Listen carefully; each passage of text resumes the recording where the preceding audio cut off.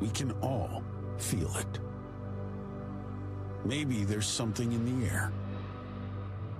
Regulatory clarity. Institutional adoption. What once seemed impossible is becoming reality. Instant global payments and FX. ETFs. Everything is coming on chain. The world is talking. But as the narrative shifts and a new era begins, we need better systems that can meet the needs of the moment.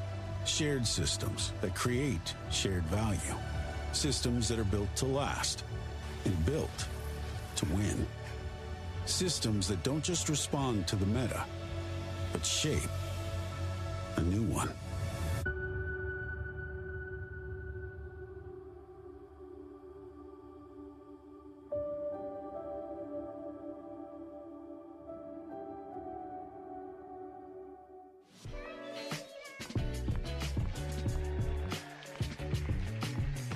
Good morning, New York. Thank you so much for joining us today. It's really actually pretty special seeing everybody in this room, and it is a dream that all of us at Dromos Labs have had for nearly 3 years. So on behalf of everyone, thank you so much for joining us, and for everybody streaming online, thank you so much for tuning in. At Dromos, we consider all of the users of our products to be co-contributors. So truly, you all are the reason we are up here on this stage today. So thank you so much.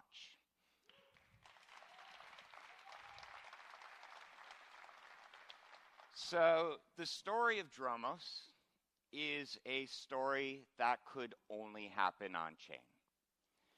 A handful of folks from every corner of the world, known to each other only by pseudonyms, gather in a Discord.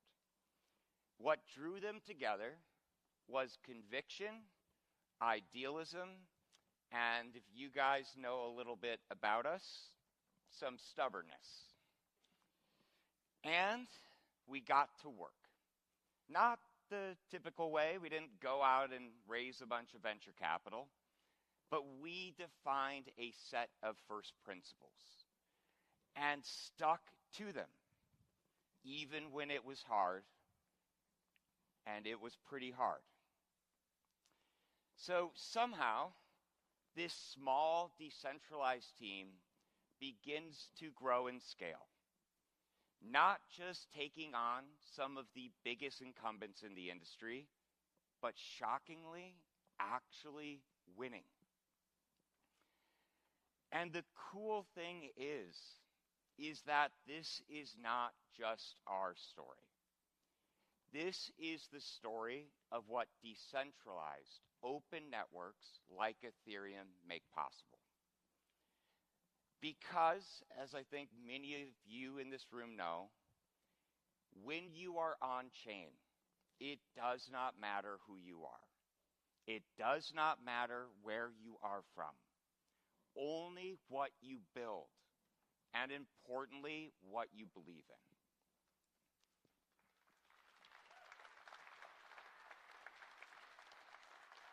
So, myself and the rest of today's amazing presenters take to this stage not as advocates for ourselves, but as advocates for better systems. And beside us, around us in this room, streaming online, is a global team of anonymous contributors and an expansive stakeholdership all over the world. All of us together participating in the creation of something totally new. And what unites each of us at Dromos is a common belief that shared systems should create shared value. This is important to us. We stand against value extraction and concentration of power wherever it occurs. But we think this is especially essential when it comes to the critical infrastructure of modern society, because we believe that there is a better way to build it, a better way we must build it. So our purpose is to build common infrastructure that delivers on common value. And we do this through the development of decentralized financial technology. Technology designed to reward every participant. And we combine leading technology with this economic innovation to give every participant a greater share in this new economic era. And we think it'll be a better economic era, at least if we have anything to do with it. Because just as the world came online, it is now coming on-chain. And this is actually happening at an accelerated rate. I mean, just look at this. This is a chart of the adoption of the early internet and the on-chain economy over the same duration. On-chain activity is actually growing faster than the early internet did. This is pretty crazy to us. Foreign exchange is live on-chain right now, today. So are cross-border payments. You even see massive players like BlackRock getting in the game. And the truth is that more and more people are beginning to use this on-chain infrastructure, whether they know they are or not. So the future that we've been thinking and talking a lot about, it's not coming, it is actually here. And I just want to take a moment and share one example that I think makes this totally clear. Let's say you need to convert US dollars to euros. You're going on a nice vacation, or maybe you're a small business and you need to pay international contractors. Well, you might go to Wells Fargo, one of the world's oldest and largest banks, and they would charge you about 3%. Not bad. Take about 5 days maybe to clear, but you're used to it. But hey, you know what? You go over to Chase instead, right? They'll charge you 2%. That's a bit better. But actually now, there's even Wise. Wise is a leading financial tech company focused on international money payments.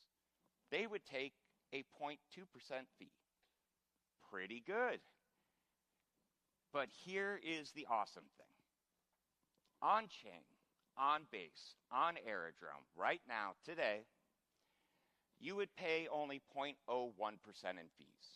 And the transfer would be instant. Take a moment and think about this. These small online protocols, Aerodrome and Base, are literally delivering a product that is up to 300 times better than the biggest institutions or the hottest fintech startups with all of their money, all of their people, all of their resources, all that distribution can provide. This, to me, is a revolution. And it is one that we are still in the early days of. So, Brian Armstrong, the CEO of Coinbase, recently predicted that as much as 10% of global GDP will move on-chain in the next 5 years. This would represent an order of magnitude increase over the size and scale of our industry today. So if you boil it down, we're not just talking about the on-chain economy, but the economy coming on-chain. And this is so exciting to us. But it's not for any of the reasons you suspect. It is simply happening because products built on-chain, just like the digital products that you are all familiar with, are faster, better, cheaper than incumbent solutions. All this is a continuation of a 30-year trend. If your business, product, service, or institution can be distilled into code, it will be. Because code wins. Code is weightless. It demands less infrastructure and fewer people. And it is globally accessible in real time. And all on-chain systems are doing is accelerating this process. And their core technology, the token, represents the biggest revolution to coordination since the very invention of the firm.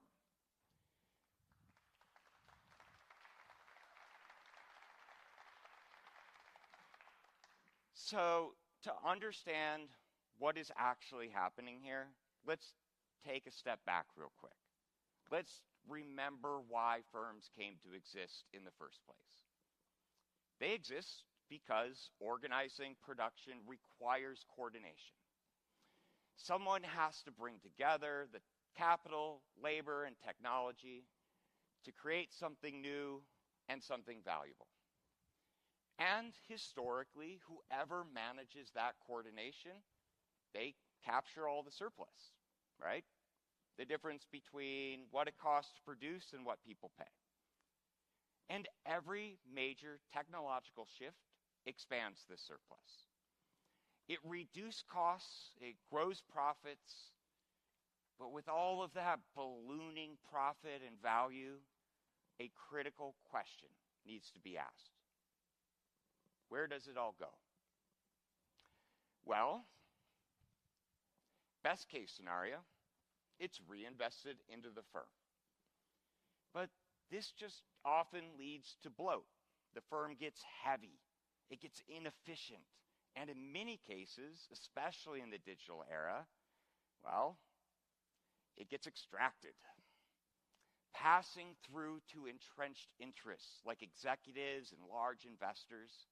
And over time, the gap widens between those who build and those who benefit.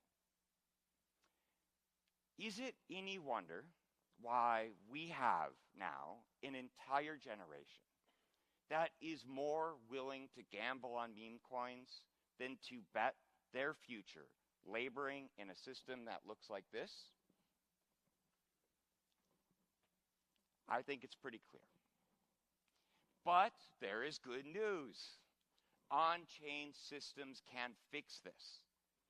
If the technology itself becomes the wrapper, coordination itself becomes autonomous and governed by code, something very fundamental changes. The need for this centralized heavy team lessens. The components coordinated by the firm are enveloped. And wait for it, they all simply become users. Every participant users of the same system. All of them now participants in a hyper-efficient on-chain firm. And the impact of this becomes all of these old competitive advantages, they fade away. And a new singular one emerges. And that is how much of the value is distributed to the users. And this is the thought that I want you guys to keep in your head because it's core to our entire thesis. Any industry or product built on centralized value extraction or any on-chain firm that extracts value to teams or insiders will struggle to defend itself against hyper-efficient on-chain firms that importantly internalize and distribute maximum value.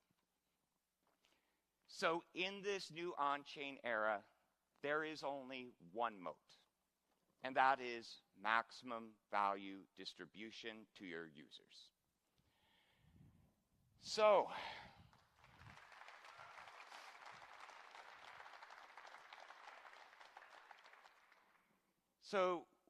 we've obviously got this new name, Dromos.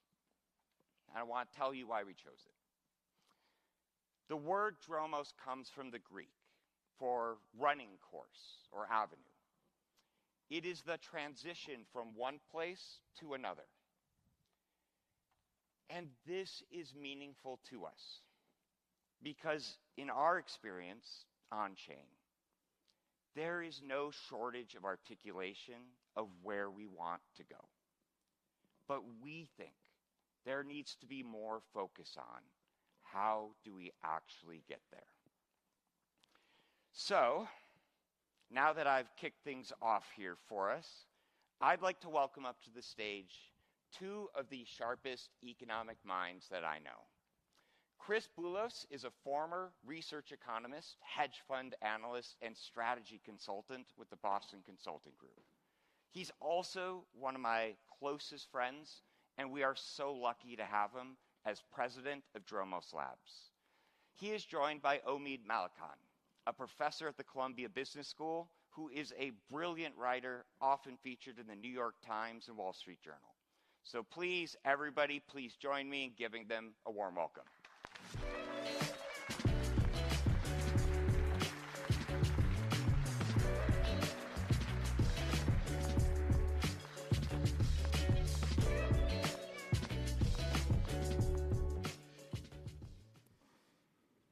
All right, hello.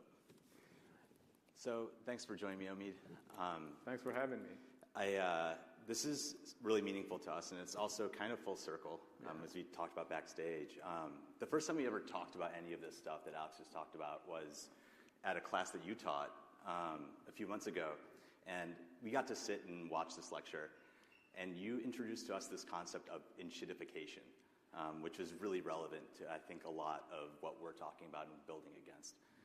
Could you please describe what enshittification means? Sure. It's a term coined by the tech journalist and commentator Cory Doctorow to explain why all online platforms eventually go to shit and why the experience eventually becomes terrible.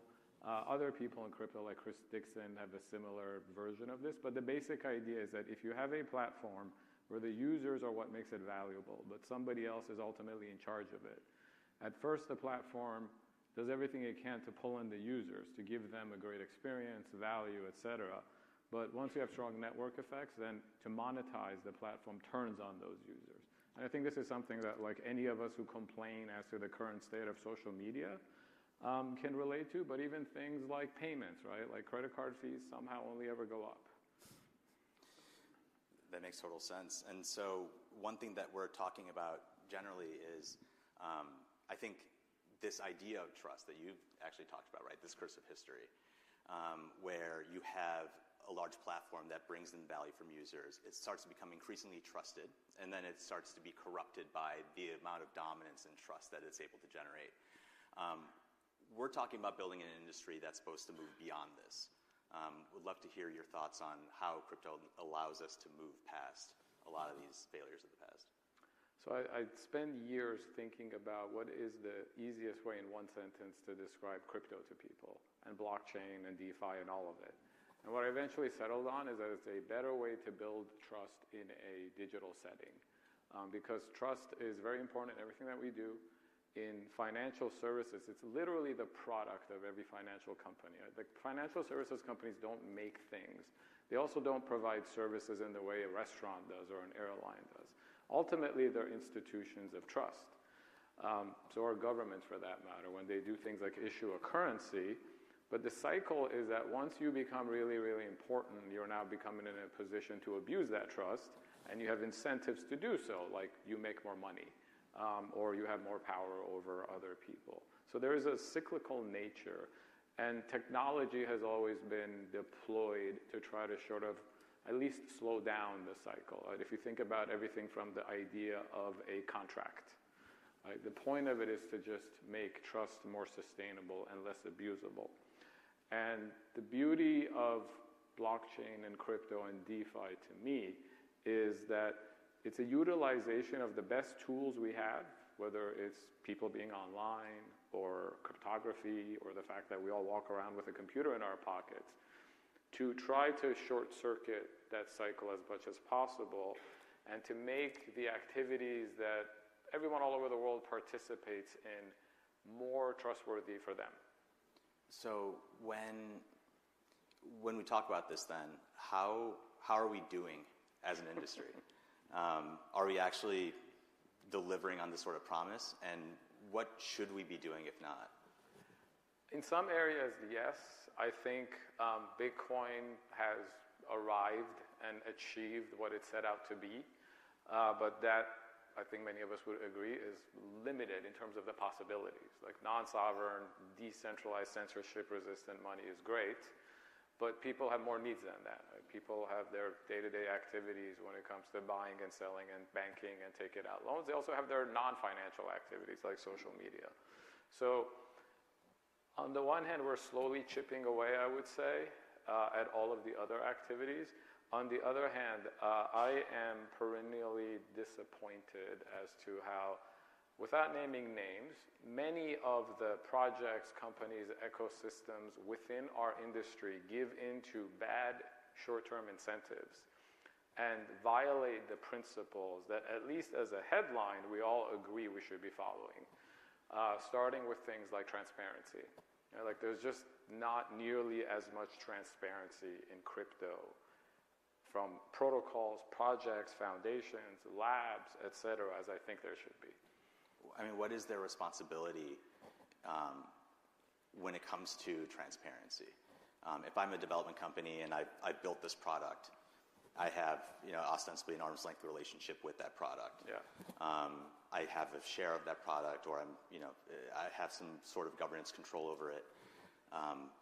Shouldn't I be totally fine to do whatever I want to do? I mean, where's the failure here? Well, I think there's a difference between you being fine to do whatever you want to do, which is a separate conversation, and it always being disclosed exactly what you're doing. On the first point, I do think we have to be realistic. Neutral, decentralized projects do not arise out of thin air organically. People have to create them. People have to write the code. Governance, to me, is still mostly unsolved for decentralized projects. But none of that is a reason not to fully disclose what's going on. So like these days, something I've been complaining about is that if the team behind the project could be an L1, an L2, a DeFi dApp, whatever, if they have a lot of money, which many of them do these days, or a lot of tokens, and they're spending it, there is no reason not to disclose how you're spending every penny. And I'm amazed that I have to actually debate this with people, because they say, no, the fact that this labs has $1 billion and doesn't fully disclose where the money is or what they do with it is actually a good thing. And that would be fine if the labs was just a corporation doing corporation Web 2 stuff.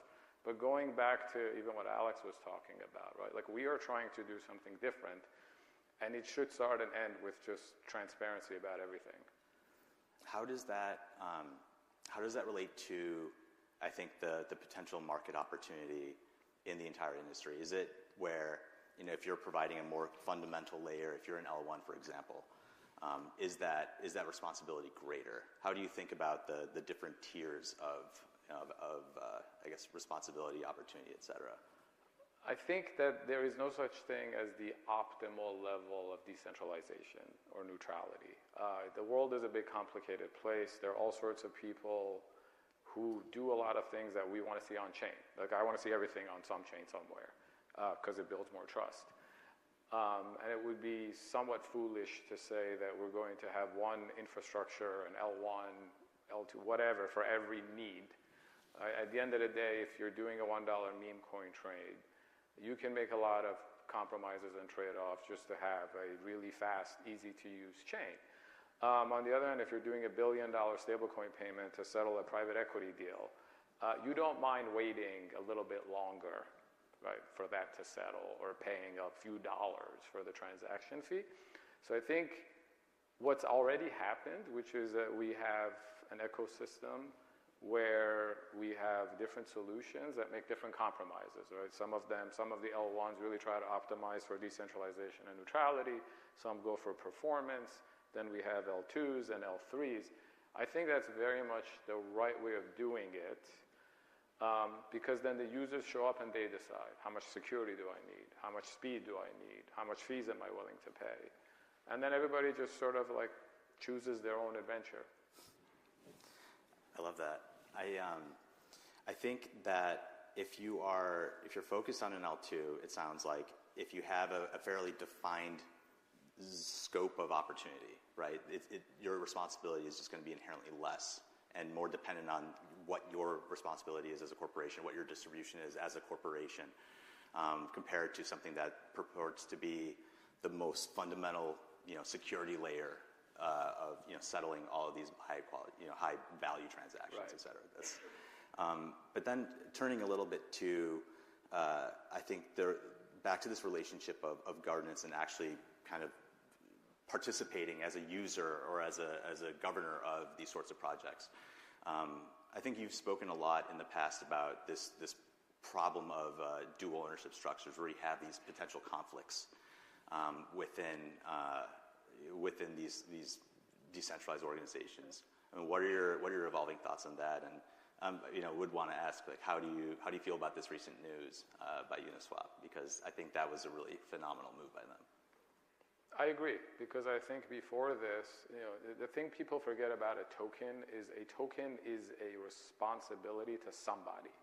I used to say it's a liability, and then people say, well, it's not dead. But in a way it is, because if somebody is holding your token, if they paid money for it, money that they could have deployed elsewhere, then they're doing it because they expect something from you. So it's never good to have tokens out there where it's not clear what it is that you're delivering. And it's also problematic if you have founders, a team, whoever, that on the one hand are accountable to token holders, but then also simultaneously are accountable to equity holders, particularly if they raise money for their equity, because now they have shareholders, and they have a legal responsibility to deliver value to their shareholders.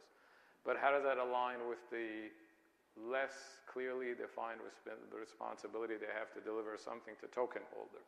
So I want to be sympathetic to the fact that these are very complicated questions that even the most well-intentioned teams are going to have a hard time answering perfectly today.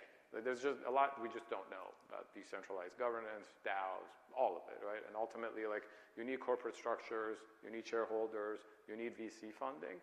But the more you can align and say, look, here's a bunch of stuff that the team is going to be doing, and if they succeed, it's clear who benefits, whether it's the token holder, the user, which is sometimes a token holder, but sometimes not, the shareholder in the company, then the better. So I like the Uniswap announcement because it's what they're proposing will create a lot more alignment than is currently the case. So you talk about selling tokens, you talk about paying a team and making sure that it actually goes and builds the thing. I mean, what is your ideal end state in a team going out bootstrapping or fundraising more broadly, and making sure that it has its own some sort of stake in the thing it's going to ultimately bring to people? How does this actually look as an ideal end state for the industry? The ideal end state is that the team eventually just becomes more and more like a customer or user of the thing that they create. It is very hard to do. It probably takes many years, because at the end of the day, on day 0 or day 1, the team is all that there is. And we need them to be incentivized to work hard, write code, make it a project that's publicly useful. We have yet as an industry to figure out what that exact transition looks like. Right? But obviously, if you design a protocol and have a multi-sig indefinitely that will control the code of that protocol, that's not ideal. Right? That lends the risk of some kind of enshedification, because let's say your protocol does become important financial infrastructure. It's not good for the users that you have a multi-sig, that you can change it. It's also not good for you, because there have been instances where governments go to protocols and say, use the multi-sig to do something that you don't want to do. And the team says, we don't want to do it. That goes against our values. And the government says, too bad. You have the power, right? In an ideal end state, the team says, sorry, we can't do it, even if we wanted to do it. So different projects will take a path to get there. But I have to say, I think the biggest barrier to any project ever getting there is raising too much money. And almost everybody in crypto gets mad at me for saying this, because the VCs want to invest a lot of money, the teams want to raise a lot of money, but raising money in our industry is negatively correlated with success, right? Bitcoin raised no money. The people agree, at least. It's just a fact, and to this day, I don't understand why. If you're just writing software, you need to raise $200 million. $10 million, sure, right? And it's going to be different for every project, but if you have a lot of money in your bank account and you have issued a lot of tokens, right? Why do people give you that money? Because they got tokens in return. Then it is going to make it more challenging for you to not give into bad incentives as your project hopefully succeeds. The one thing I do want to insert into this is it really doesn't take a lot of money to build this stuff. We're operating at massive scale at this point, and we didn't raise any money. We started with a $200,000 grant and like whatever we were able to scrape together from our own participation in DeFi previously. It doesn't take a lot, and it also, I think it also potentially corrupts you if all of a sudden you have all these outside stakeholders. That's the one thing I just wanted to add there. And I would just point out for you that I'm sure there were times where somebody on the team thought, boy, it would have been nice if we had more money because then we could do X, Y, or Z. But the fact that you didn't have the money and couldn't do X, Y, and Z was probably, in retrospect, a very useful forcing function. Right? So constantly we see crypto projects that raise a lot of money and they're just doing everything all at once. And then it's like not clear what the actual mission is. Yeah, it helps to have discipline really early on. You get sharp. But now we're talking about small teams starting out, trying to build something. What happens when you're already a massive corporation, maybe publicly traded, and you're starting to enter into the space in a bunch of different ways? I mean, if we're going to bring the entire world on chain, what is the ideal entry method for those sorts of corporations, and what sorts of challenges are you anticipating coming out of them? I think on the one hand, I want them all to come on chain, right? Corporations have most of the world's customers, assets. They have the ear of the government. I was never one of these purely cypherpunk people who thought that crypto would be like the end of banking. But I do think crypto will change the nature of banking. And there are many things that people do through banks today that we do through banks because we have to, not because we want to. And there's some similar version of that true for a lot of the different economic activity that we participate in. So the very important question to always ask when the corporation comes on chain is what are they changing and how are they changing? Because if they come back and say, like, we have some internal, say, payment solution, and now we're going to put it on a chain, but it's only going to be available to our existing customers, and we're actually not going to make any less money doing it. That means, to go back to Alex's presentation, you're not providing additional value. So we are in this fun period, I would say, in crypto, where a lot of big corporations are coming on chain. They're issuing stable coins, they're tokenizing assets, they're deploying their own L2s. The ones that I think have a chance of success is when the corporation says, we're going to do something fundamentally different from what we do today, and we're actually not sure how it's going to play out. But we are certain that we want to try to participate and experiment.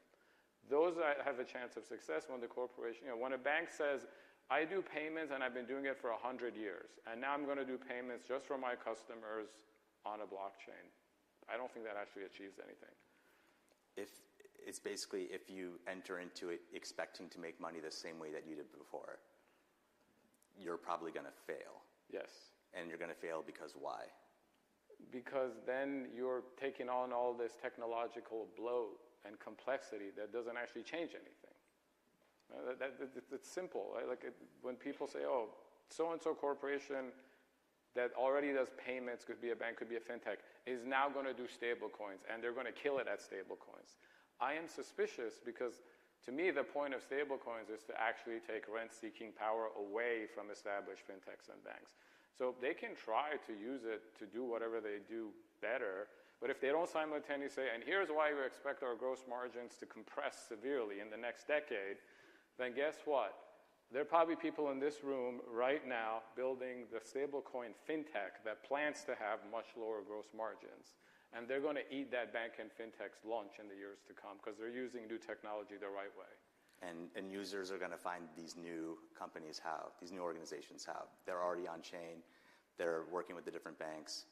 What do you think is required for users to discover better value in these alternatives? I think it's certainly helpful when established organizations, with Computer Corporation, is the one that sort of like holds their hand to go on chain. But the thing to remember is there are many financial firms and many corporations that do different activities. So one of the other things that I think will happen is you're going to see companies in industry A roll out products that today is only provided by industry B. And we're already seeing this. Like there are asset management firms that are doing tokenized money market funds and offering them for payments. Right? Like BlackRock doesn't do payments. But BlackRock says, hey, we have BUIDL. You can use it to make payments. Right? Why? Because offering payments is a growth opportunity for asset management firms. So that, and this is going to be true for fintechs. Right? I think the largest fintechs can come on chain and offer value. But if you're a company like Stripe and you say, I'm going to do stablecoins and it's going to be great, then I better see a website soon that says, here's what Stripe charges without stablecoins, and here's how Stripe charges a lot less with stablecoins. Because if that's not there, again, somebody else is going to build this. And ultimately, the merchants are going to say, well, if I can save money and the service is close enough, I'll switch. If you don't deliver the value, somebody else will, and you'll lose. That's all the time we got. Great. But thanks so much. Please. Thank you, everybody. Thanks.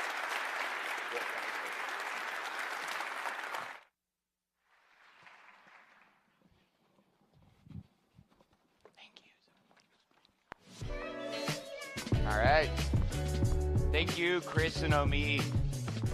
I don't know about you guys, but I find that kind of conversation to be really refreshing.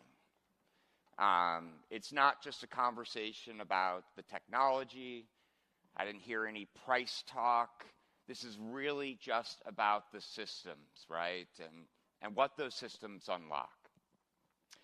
Because before you can build better infrastructure, you have to go back to basics, right? You have to think, what are the fundamental building blocks of an economy? And how do they all fit together as a cohesive system? So forgive me, but we're going to do a little econ here real fast. At the base layer of any economy, you've got macro structures. Those define how markets function. One level up from there is the next most essential layer, liquidity. Because for any economy to function, you need to be able to exchange things, right? Otherwise, all those paper bills in your pocket, they're useless. Without these foundational layers, the economy can't function. None of this amazing stuff built on top of it would work. And on-chain, this is no different.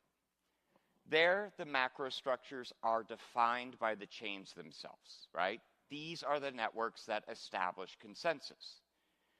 And just like the traditional world, the next layer up is liquidity. As assets come on chain, and so many are, users need a way to access them.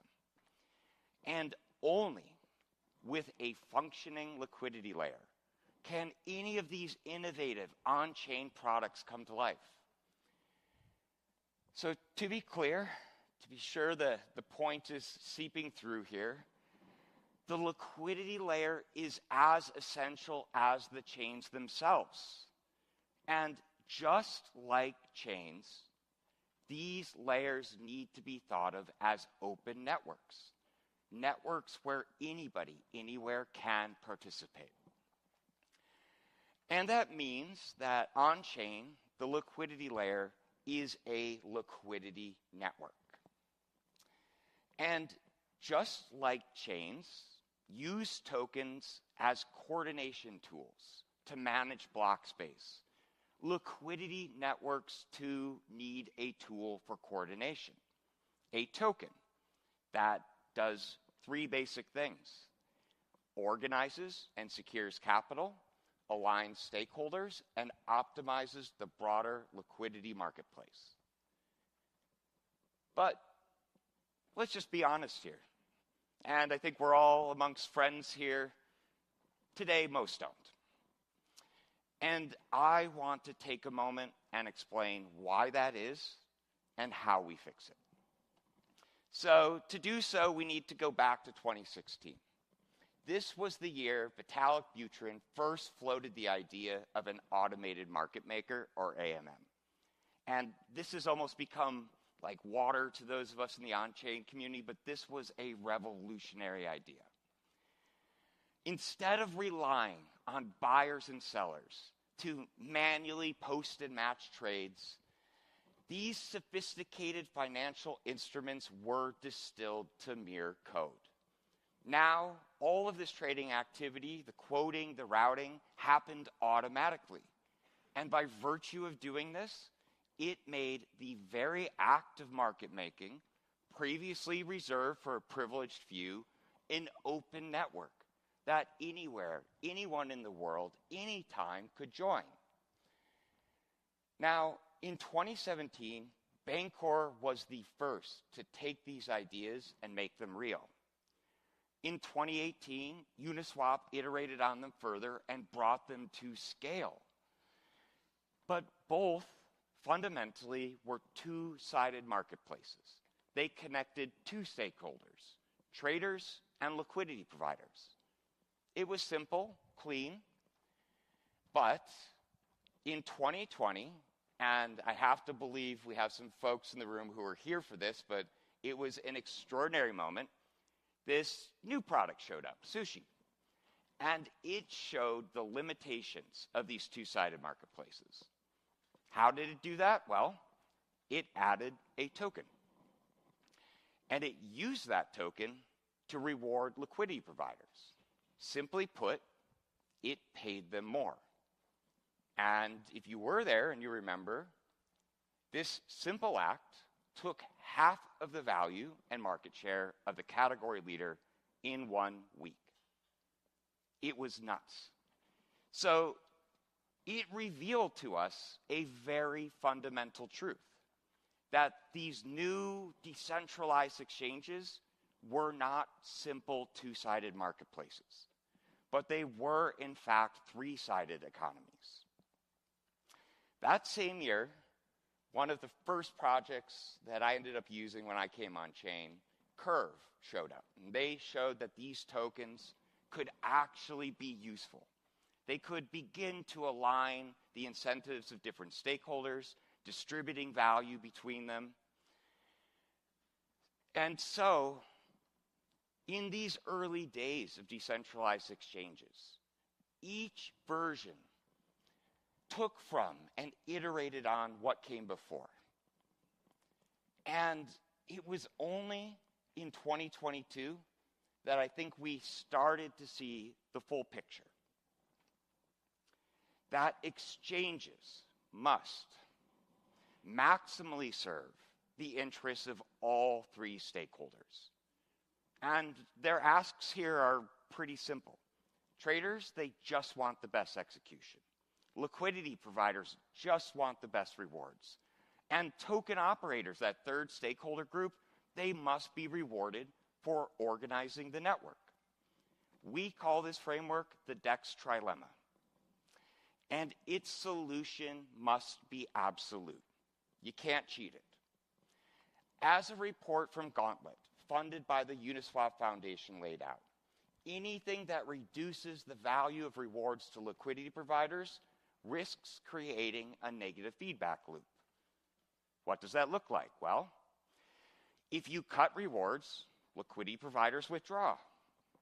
Less liquidity means worse execution for traders, so then volumes decrease. That generates less fees, less rewards, more liquidity leaves, and the system fails. This is where the MetaDEX comes in. Based on Andre Cronet's visionary exchange Solidly, the MetaDEX launched in 2022. So what is this thing? It was not just another decentralized exchange model. It was an immutable, on-chain framework, a foundation for building a sustainable, self-governing marketplace for liquidity by aligning the interests of and maximally rewarding all three stakeholder groups you saw up there. But if that's still too complicated, let's just call it a DEX operating system. The technical and economic OS that powers a liquidity network, the essential layer of the on-chain economy. And just as other DEXs pulled forward and iterated on the ideas of others, the MetaDEX combined the best of what had came before, but it wrapped it in this single, streamlined design. And an economic system with three essential jobs. First, to maximally capture and distribute all value generated by the network. Second, to reward those who add real value, continuously redistributing control to those who make the network stronger. And third, to ensure all stakeholders are aligned through transparent and immutable code. And at the core of all of this was the token, the essential coordination tool of on-chain firms. And unlike exchange tokens that had come before, which captured no value and were just distributed as kind of like bolt-on incentives to these two-sided marketplaces, the MetaDEX token did something totally new. It maximally captured and manages value. It starts, of course, with directing 100% of fee revenue of the token.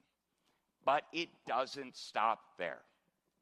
It also internalizes additional revenue streams. And these are streams that we've just been shocked that no other exchanges have seemed interested in internalizing. They leak them and outsource them to extractive third parties. But we, of course, direct it right into the token, which means 100% of the exchange's revenue from all sources is wrapped now in this token, and that token is distributed to the single most important stakeholder in an exchange ecosystem, liquidity providers, and specifically liquidity that is actually useful for traders.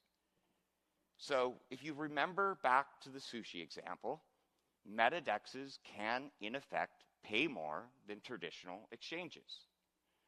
But the big difference with sushi is that this is with a token that is actually useful. And in paying more, you get more liquidity. In getting more liquidity, traders get better execution. And because new tokens are distributed each and every week, and I want to be clear here, this isn't a DAO vote sort of thing. This is permissionlessly on-chain. Only active participation is rewarded. In effect, ownership continuously shifts from entrenched interests and insiders towards anybody who is providing value in the network. It is constantly recutting the pie. And the net result here is not a negative flywheel, but a positive one. And this part is pretty easy. It's just more rewards, more liquidity.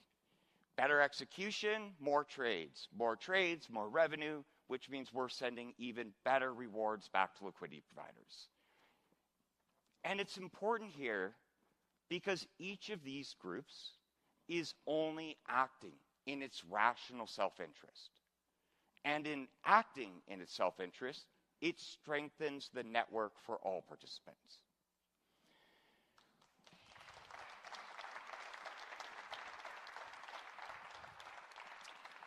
And this is one, just want to get out there.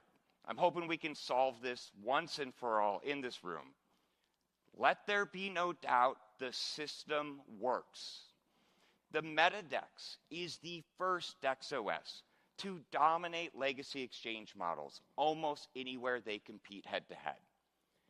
In markets with MetaDEXs, they capture a commanding 74% of flows against the category leader. We've never seen anything like this. And they are also competing with dozens of other exchanges, even billion-dollar, multi-billion-dollar leaders. That is the power that comes from a network that aligns incentives. And that is why metadexes are the only solution to the DEX trilemma. So, all of this to say, this is why we are so convicted that the metadex represents the end state of liquidity innovation. It is a system where the token is not a speculative instrument, but a productive one. It is a liquidity network token. And that token is as fundamental to the functioning of the on-chain economy as the very blockchain it connects.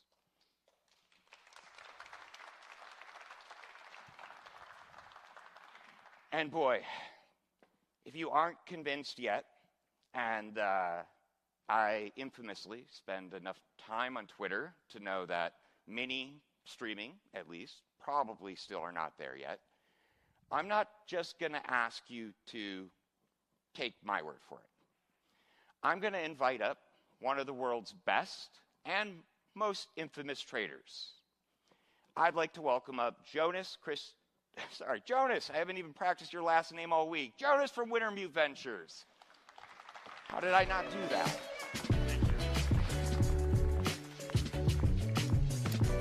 Thank you, Alex, for having me. My name is Jonas. I lead Wintermute Ventures, the investment arm of Wintermute Group.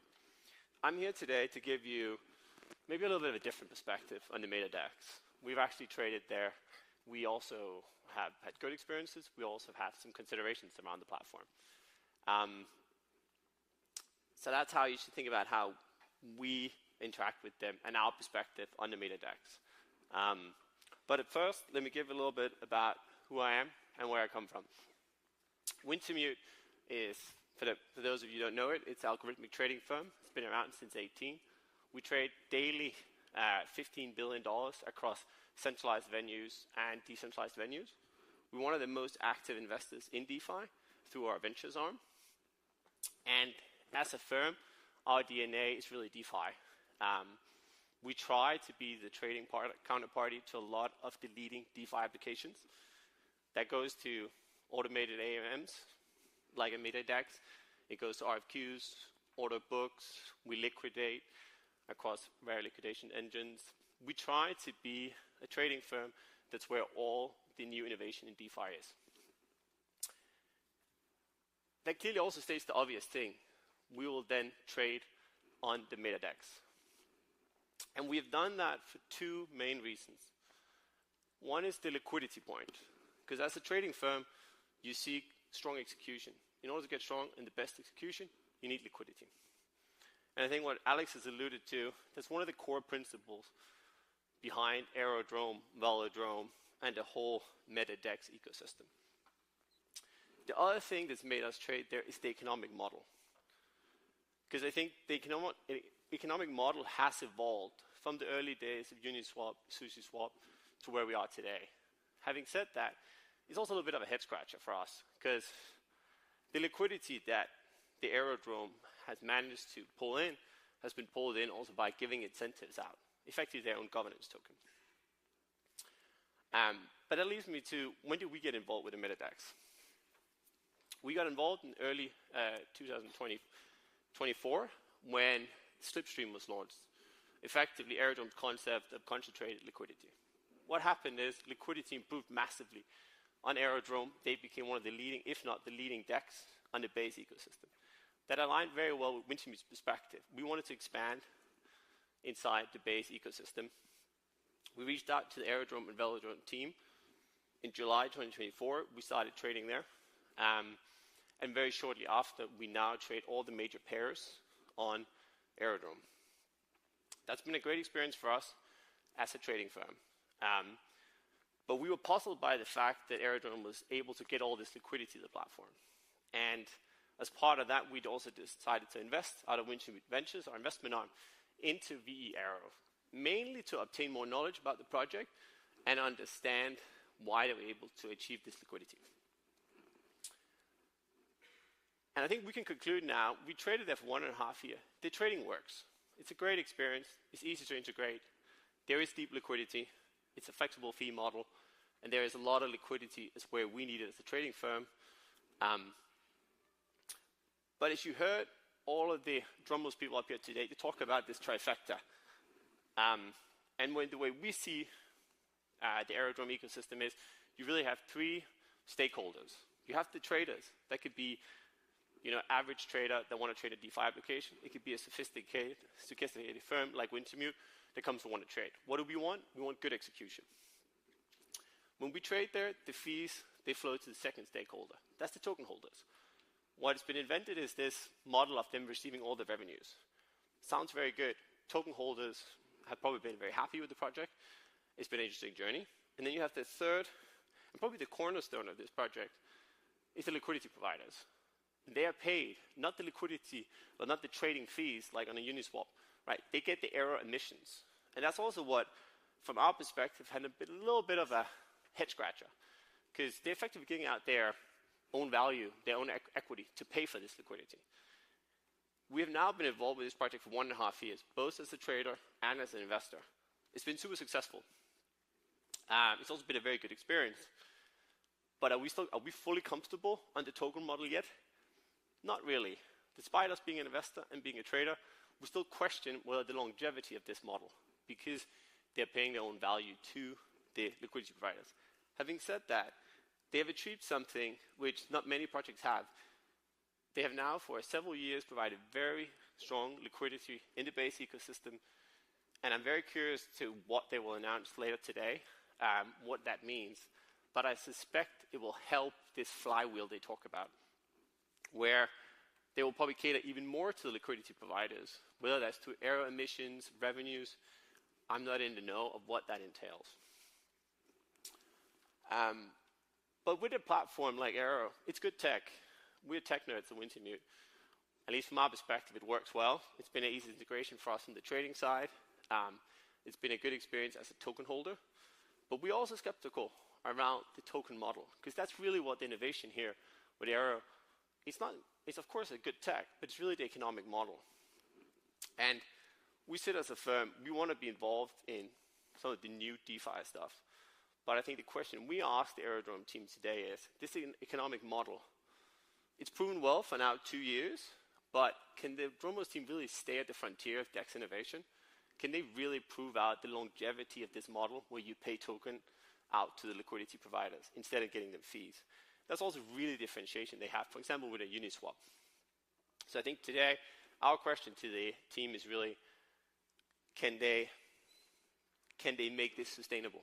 Because that's, when we look at the protocol and our experiences is, how is that economic model evolving? And that would be my question to the team and what they will present today. That's the view from Wintermute.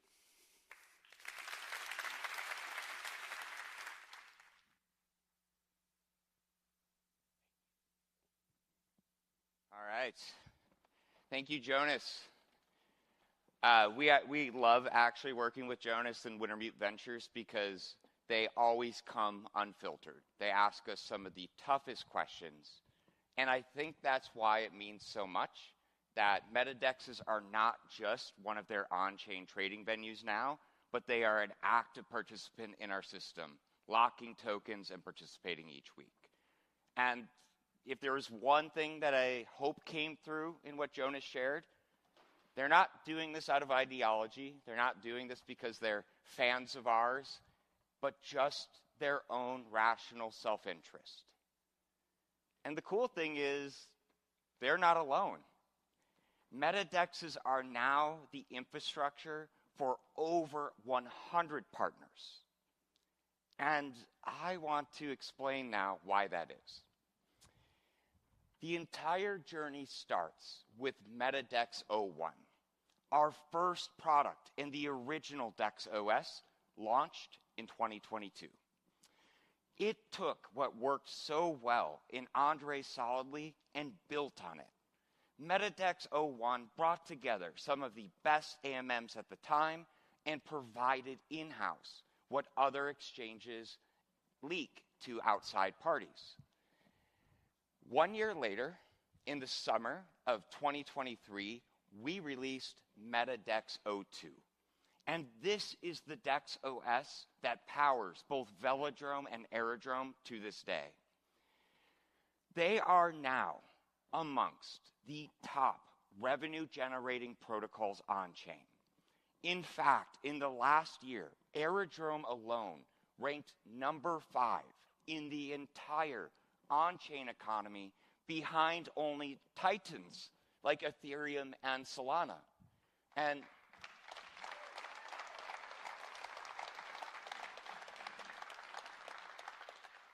this is something, if you had told me this, 3 years ago, I would not have believed you. But that's not all. MetaDexes have generated close to $300 million in holder revenue in just the last year. Let's put this in context. That is nearly 3 times their next closest competitor and literally infinite times the category leader. But, no, we're going to be fair here. Obviously, we've been following the news. So we just wanted to take a moment and look at some of the public estimates on Uniswap's new fee switch. And I've got some good news. Even with the backtesting that we've seen, and these are some of the higher estimates, MetaDexes are still number 1.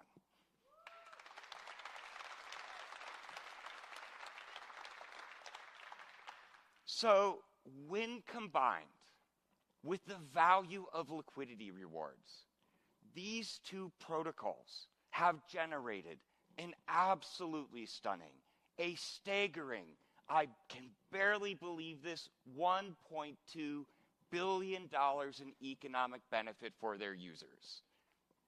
It's pretty crazy. And it is especially crazy if you remember MetaDexes raised no money. They sold no tokens. They had no VC backing. Nobody was out there pushing for them. So how was this possible? What possible alchemy was this? Well, the secret lies in the MetaDex's fusion of innovative economics and leading technology. And importantly, not designed as separate systems, but together as one unified thing. When you build this way, the sum is much greater than the parts. And I imagine folks are probably pretty sick of all the economics talk, so let's shift quickly into the technology that brings this all to life. MetaDex 02 integrated over 50 new features and upgrades, and I wish I could talk about them all, but I can only highlight what I think are the 4 most impactful and least understood. So let's start with Slipstream v2. Slipstream is now the highest performing and most capital efficient automated market maker in the entire world. It processes nearly $2 more per dollar in TVL on the most competitive pools on-chain. And our unique economics allow Slipstream to deliver the highest rewards for liquidity providers. On average, about 80% more. For liquidity providers, the math here is pretty simple, pretty accessible. More is better. And a big breakthrough with Slipstream v2 just this year was the introduction of dynamic fees. These are swap fees that adjust in real time with market volatility. You could think of this as similar to surge pricing in traditional markets. So in moments of high volatility, fees will increase, driving back deeper rewards. And when things stabilize and reduce, they will lower, attracting more flow and stealing away liquidity from legacy exchanges. Time and time again, Slipstream outperforms even the latest technologies from legacy exchanges. But we weren't happy with this. we also wanted to be sure that liquidity was easy to access. So let's talk about super swaps. Super swaps is so cool. It is a cross-chain bridge and swapper all-in-one. It, for the first time, delivers traders a unified experience across the entire superchain. Users can now, and by the way, this is live today, swap across 11 chains, all within one app, and scale. And builders can scale across the superchain, all from one app. We also, though, wanted to make it easier for folks to launch. So we introduced Ignition. And I am so excited to talk about Ignition because this is the newest feature to come to MetaDex 02. And it completely rewrites the broken launch playbook, which, if we're being honest, has been a wildly lucrative business for a handful of folks, traditional firms, that have been able to basically charge monopolistic pricing. But if you remember back to the beginning, what did we say would happen to extractive traditional firms? Because yes, launches too can be reduced to code.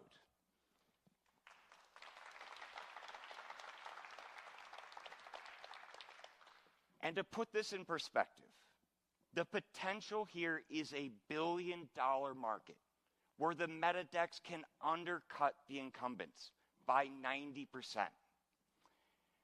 With Ignition, price discovery happens organically in the market.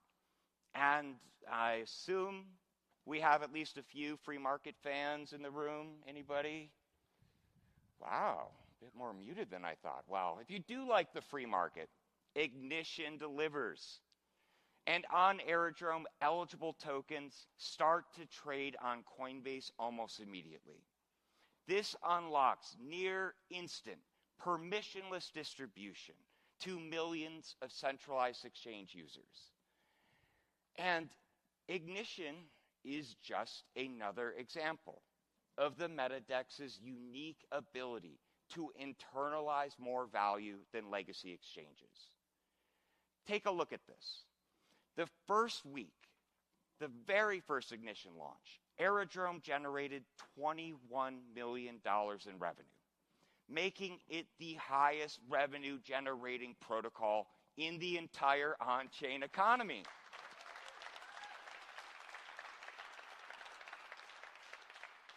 It's crazy, but none of this stuff is possible without some really cool and innovative technology under the hood. So I want to talk about what I think is one of the least understood components of our stack, but it is also one of the most important. It's the DApp, or Decentralized Application. Our commitment to decentralization is deeper than just governance. It is reflected in how we build, what we build with, and importantly, what we don't. A lot of on-chain projects love to talk about their decentralization. But when you actually go to connect to their apps, what are you connecting through? Well, I hope I'm not pulling back the veil here for anybody, but it is a tangled, gnarly mess of centralized servers, databases, and APIs. This is just Web 2 all over again, is it not? Their smart contracts might be on-chain, but the UI you interact with isn't, the data isn't, and so, inevitably, when AWS goes down, so does the front end. And this is not a trivial thing. These are advanced financial instruments. AWS and Cloudflare outages this year alone rendered infrastructure used by many leading crypto projects completely non-functional. Hyperliquid's July outage cost them $2 million. And just last month, Binance's outage cost them roughly $300 million. This is devastating. With the MetaDex, though, everything that you see is on-chain. The front end is decentralized. The data is pulled directly. No centralized API, no intermediary service, no indexer. But more simply, for users, it means three things. One, all the data you see is real time. What you see is what you get. Two, it is totally private and totally secure. And three, and this is the craziest one, it has 100% uptime. It is literally as reliable as the chain it is on. And this also means that it is infinitely scalable at zero marginal cost. And I want to emphasize this because this is a legitimate tech moat that MetaDexes have over more centralized competitors, many of whom will go so far as to ask their token holders to subsidize their Web 2 infrastructure costs. I'm out of time. Okay, well, there is so much I didn't get to. A comprehensive feature set that makes MetaDex 02 the most powerful DexOS on the market. But we didn't stop there. In fact, we have spent the last 2 years in research and development, building something we think is even better. A DexOS purpose-built to meet the needs of this new, fast-growing, on-chain economic era. Or more specifically, a DexOS that is more interoperable, more responsive, and more powerful. A DexOS built not just to outcompete today, but to scale with the possibility of tomorrow. So I am thrilled to introduce MetaDex 03.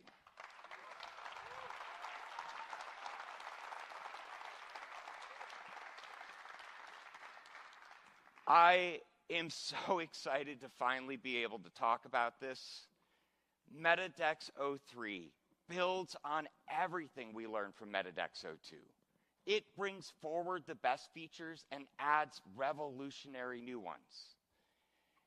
And to be clear, this is an even bigger upgrade than 02 was. It combines a supercharged economic system with incredible technologies that I cannot wait to share with you. So let's dive in. Now, as we've already discussed today, MetaDexes are leading every other exchange in their ability to internalize and redistribute value. But in MetaDex 03, we wanted to design an economic system able to internalize even more, while also dynamically adjusting what goes out in rewards. A fully optimized reward system, more responsive, more dynamic, that powers two new economic engines I'm excited to share, the Rev engine and the Air engine.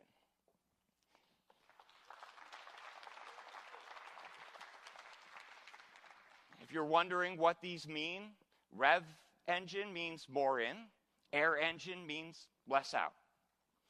So let's begin by taking a closer look at Rev engine.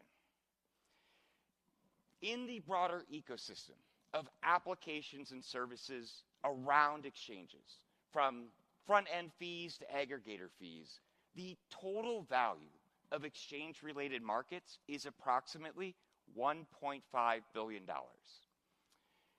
With Rev engine, MetaDex 03 will now be able to incorporate any of these features and services, undercut competitors, and internalize all the value generated, and use it to buy back the exchange's native token off the market. This will provide programmatic buy pressure on the liquid token. And those tokens will then be distributed each week to token operators as an additional boost on their weekly rewards. Just to put this in perspective, here was the value that MetaDexo2 could capture.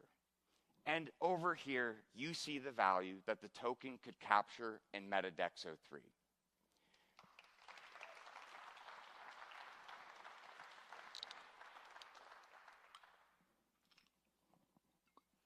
Got to hydrate up after that one.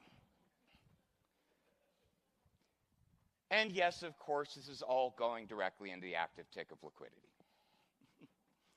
And in doing so, this deepens a moat already so powerful that even multi-billion-dollar incumbents can't beat it. And we look forward to seeing how it stacks up against exchanges that may soon pay liquidity providers even less. We're going in opposite directions here, and we're excited to see how MetaDexo3 competes.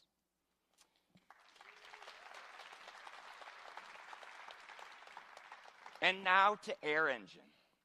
With Air Engine, we are updating the entire reward system. AIR stands for Adaptive Emissions Rate, because with MetaDexo3, the rate of rewards won't be predetermined or merely adjustable, but truly adaptive, responsive to the market in real time. So fundamentally, the AIR engine does two things. It optimizes rewards and it surges rewards. What does this mean? Well, to illustrate this, I first want to show you what the reward rate looks like on a MetaDex today. And as a benchmark, we're going to use the category leader here in Uniswap. Now, as you can see, MetaDexes are able to reward liquidity providers even better than traditional exchanges. And now, in MetaDexo3, the AIR engine will calculate pool reward rates based on on-chain market dynamics. This means the MetaDex will now never overpay for liquidity while still rewarding LPs with more than legacy exchanges. Just now, never more than needed. And we also modeled this out to see what it would look like with Uniswap's proposed model change. As you can see, the gap widens. We project the MetaDex could now reward 50% more.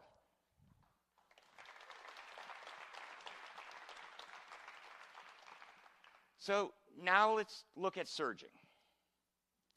This chart shows what could sometimes happen in MetaDexo2.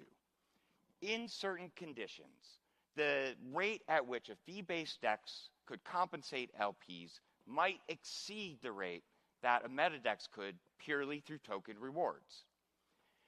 With the AIR engine, that reward rate will be able to surge, increasing the rate of rewards during periods of increased trading activity. And the benefit of this is that it helps ensure liquidity providers stay right where they are, on the MetaDex. And it also keeps liquidity deep when it is needed most by traders, which is in these moments. And once again, we wanted to model this out against the proposed Uniswap changes. And you can see the gap only widens once again.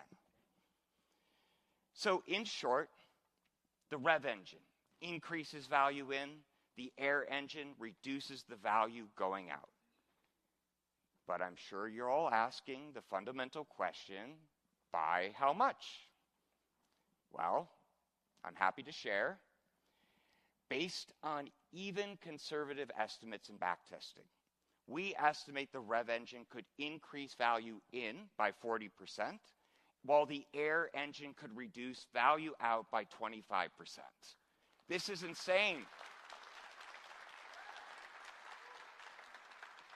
This is the type of systems optimization that any business would love to go out and announce that they've been able to achieve in a given quarter. And we're bringing it to MetaDexo3. But if you're worried that that math might not be mathing, I'd like to introduce to you one of my oldest friends and the CFO of Dromos Labs, my quant, Dan Wick.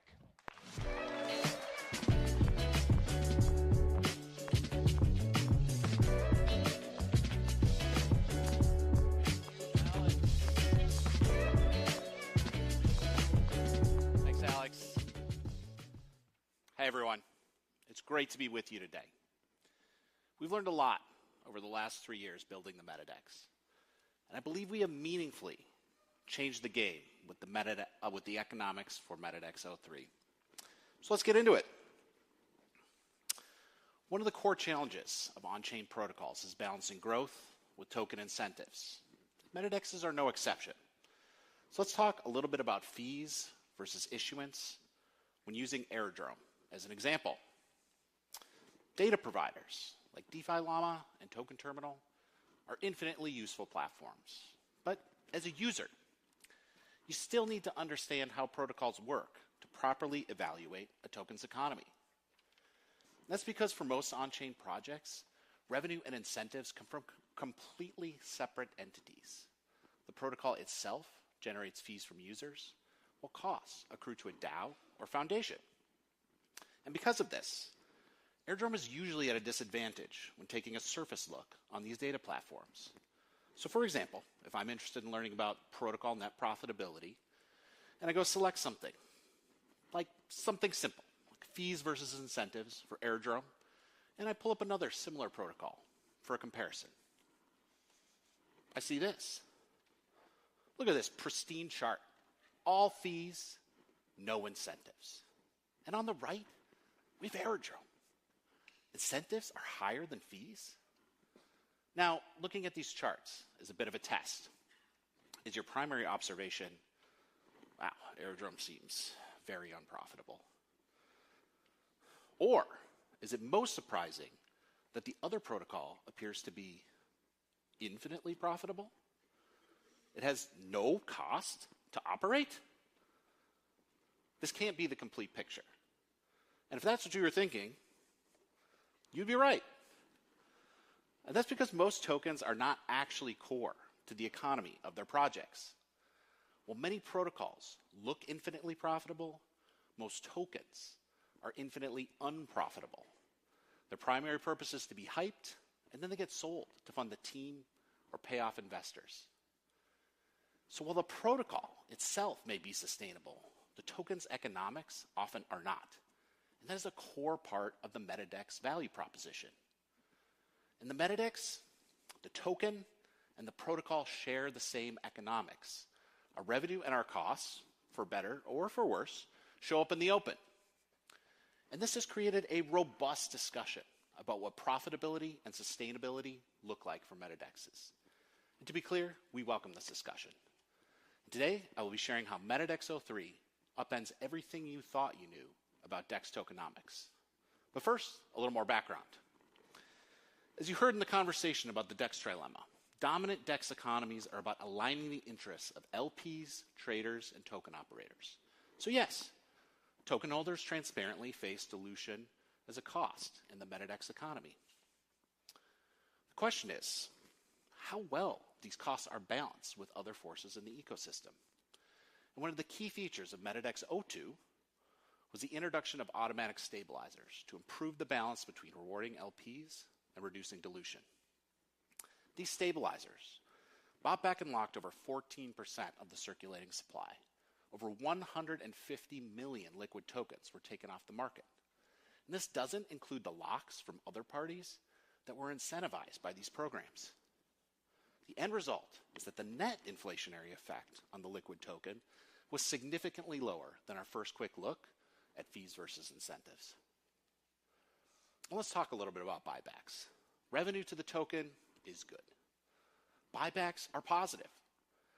And we are excited to see that more and more major category leaders are finally acknowledging how important this principle is to the growth of our space. But it's important to know what happens to your buyback. And it's often more complicated than what you see on crypto Twitter. MEDIDEX O2's buybacks are about increasing the health of the system to optimize future revenues for token operators. Other buybacks can be offset by sell pressure from unlocks. You have to weigh the buybacks against net new tokens hitting the market. And that's what we're going to do. Now, in order to do that, I got to apologize because we're going to have to get down into the weeds a little bit here and look at some complicated charts. But it's important to develop a framework for evaluating the aero economy as a baseline so that we can properly blow your mind with the impact of the air and rev engines.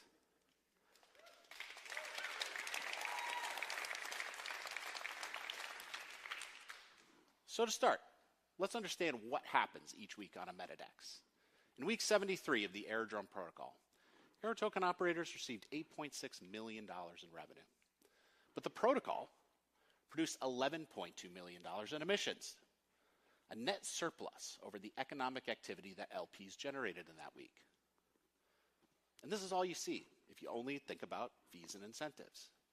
But let's not forget about our auto stabilizers that came in supporting $6.5 million in locks. The protocol turns its original deficit into a $3.8 million deflationary effect on the token economy while preserving the original surplus value that was given to LPs. And this is why the MEDIDEX economy is so powerful. It can consistently reward LPs' excess value while still producing net value for the token economy. Does that seem impossible? Well, it only works because the token has a purpose, an immutable claim on all future revenues of the product. Now, if we take the net outcome from this chart, the $3.8 million in net value, and we combine it with all the other weeks from the last year, we get a sense of the net value accruing to token operators over time. So on the left, once again, we have our simple look, fees versus incentives. But on the right, using the same framework, but using the net emissions figure, we see a different story. For the last year, Aerodrome has consistently produced more revenue than net emissions, creating a sustainable system to reward LPs in excess of the fees that they produce.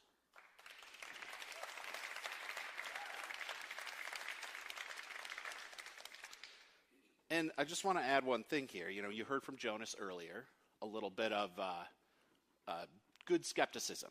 And if you open up X ever, you'll see maybe a lot of less informed skepticism of the aerodrome economics. And I think that is largely because people see and think about this economy when in reality the economy looks more like this. And we're going to make it even better. So what does this mean in dollar terms? It means that in the last year, token holders earned $74 million more in revenue than was distributed in net emissions. Now, how should we determine the net impact of these new air and rev engines we've been talking about? Well, the best way is going to be to look at the same time period of historical data for the last year and backtest the impact of these two new engines on what would have happened to the token supply. And what happens? Sustainability gets supercharged. Starting from our previous baseline, the rev engine increases revenue by 40%. Then the air engine comes in and reduces revenue, or reduces costs by $34 million during this time period. So during these simulations on historical data, MEDIDEX 03 creates a full 2.8x more value for token operators.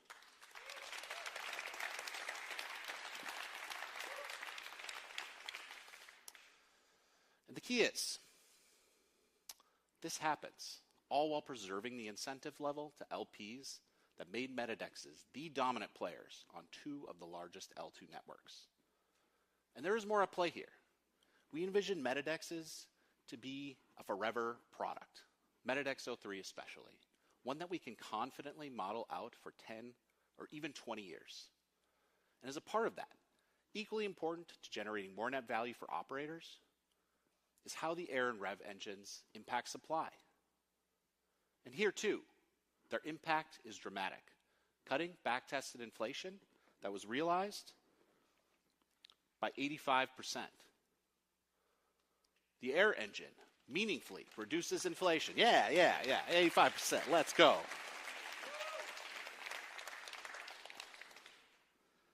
So the air engine meaningfully reduces inflation while preserving competitive value for LPs.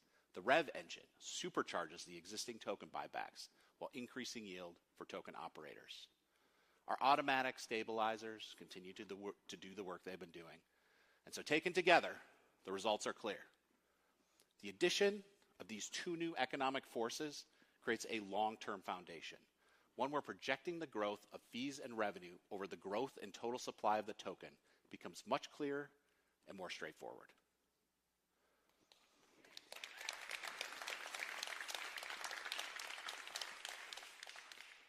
So more to come on this and potentially another surprise tool in the deflationary toolbox this afternoon.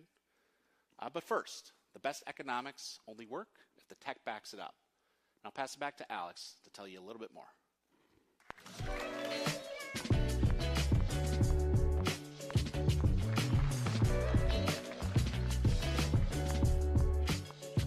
There is nothing I love more than when Dan breaks out the spreadsheets and graphs. So thank you, Dan. And I hope now you're convinced that the math is indeed mathing and that the best protocol economics on chain are now getting supercharged. So let's shift to the technology in MetaDex 03, starting with Slipstream. Internalized MEV auctions, major upgrades for institutions, upgraded dynamic fees, and so much more. This is Slipstream v3.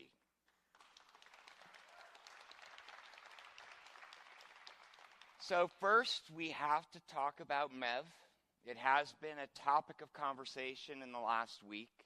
And to be clear, this is something called maximum extractable value. We're going to get a bit technical here, but the simplest way to understand this is if you are active on chain as a liquidity provider or as a trader, bots have been dogging you and extracting value from your on-chain activity. So in 2024, Paradigm wrote a paper that described to us a very novel approach to solving this problem. And to describe it, today, MEV is basically executed as fee auctions at the sequencer level. And this is great for sequencers. They accrue hundreds of millions from these fees each year. It's a very good business. But Paradigm asked a question that caught our ear.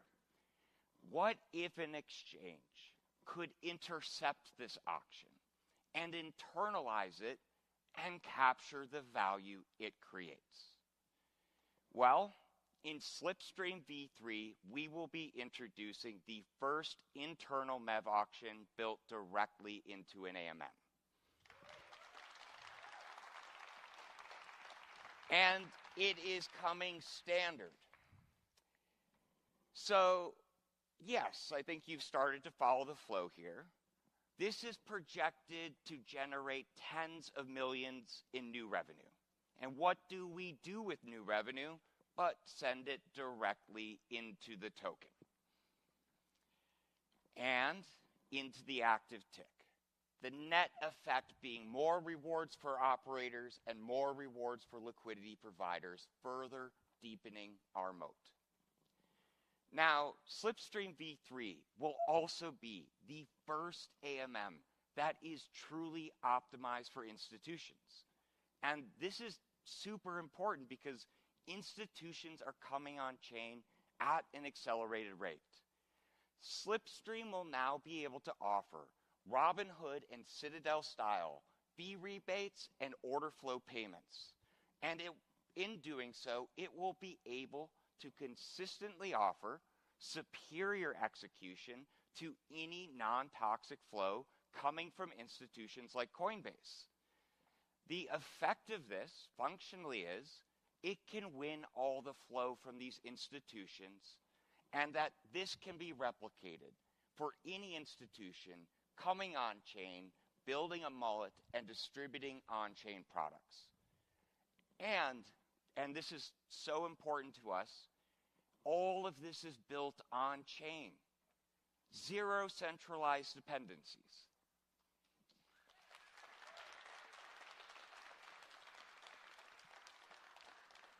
Slipstream v3 will now also be able to offer institutional-grade verified pools. Now, we have already done this at the token level with our novel verified ERC20 token built alongside Self. But in MetaDex 03, we will now be able to plug in any kind of ZK verification stack. That could be Coinbase attestations, World ID verification, and many more.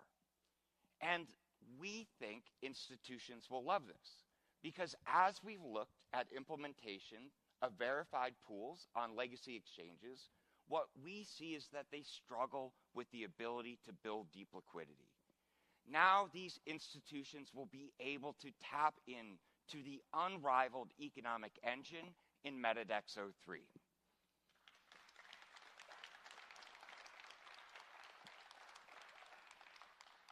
And forgive me, I just have one more thing on Slipstream, and I want to emphasize it. Our modular infrastructure, the way in which we build, ensures that all of these things can be done without any fragmentation of the underlying liquidity, with no disruption to the user experience. And we mention this because when we look out at the market, we are seeing many projects abandon composability. And we understand why. This is what traditional businesses do. They create vendor lock-in, and it helps them drive deeper margins. But this is an area where we are continuing to lean in, and we will lean in on the entire MetaDex 03 stack. But the world's best AMM also needs the world's best distribution. So we are introducing MetaSwaps.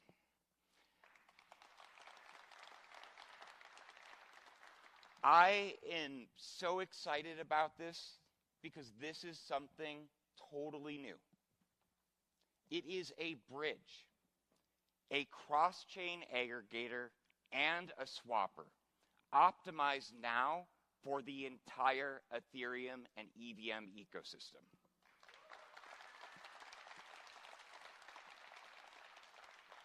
One product, not three, all in a clean and easy-to-use interface. So with MetaSwaps, swapping across chains will finally feel seamless. All of this usual complexity, all of these products will be unified into a single UI. So from one front end, users will be able to access the deepest liquidity on chain, no matter what chain it is on. And by the way, this also makes it so easy to discover new tokens across the Ethereum ecosystem. But this is another differentiator for us. MetaSwaps will be built on top of a TypeScript SDK. And what that means is that anyone can plug in aggregators, wallets, centralized exchanges, even AI agents. It's not important to us to try to own the front end. We want to make it easy for anybody to integrate the world's best cross-chain swaps infrastructure.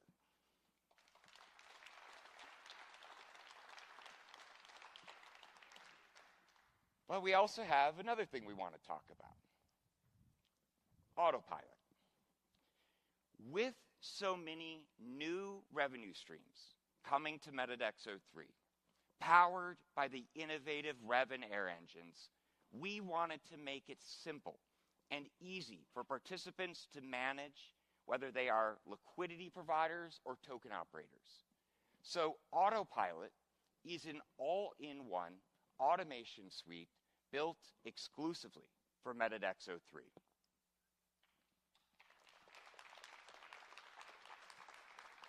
So token operators will love this because Autopilot will now optimize their weekly voting rewards across all pools.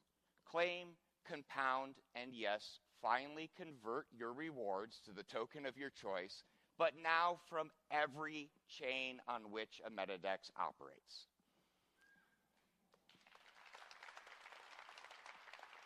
And for liquidity providers, in addition to things like automated rebalancing, Autopilot will support things like one-click zapping in, makes it very easy to participate. And if you want, it can also auto-compound your rewards. These are things you would have to go to 4 to 5 different apps to access today across legacy exchanges. Now, it's all in one. And these tools also come with institutional-grade security. We have heard this a lot from the funds and institutions who use our products, some of whom are in the room today. These are fully on-chain. They are non-custodial. There are no oracles, there are no multi-sigs, there are no centralized dependencies. And while maybe out there to the retail community this doesn't mean much, but I can tell you, institutions will not use products with these services, so we have built this optimized for them.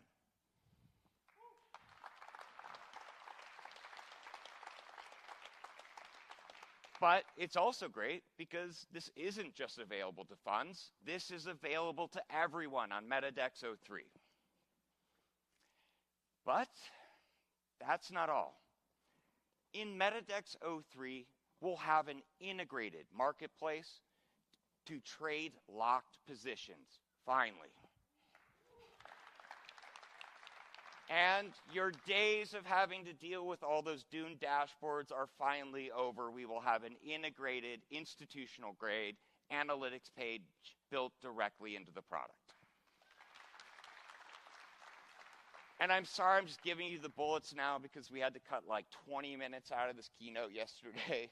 So to talk a little bit more about all of this amazing technology under the hood and how Dromos builds simplified, low-risk DeFi products, I would like to welcome up our CTO and the person who I believe to have the best style on the team, Stas.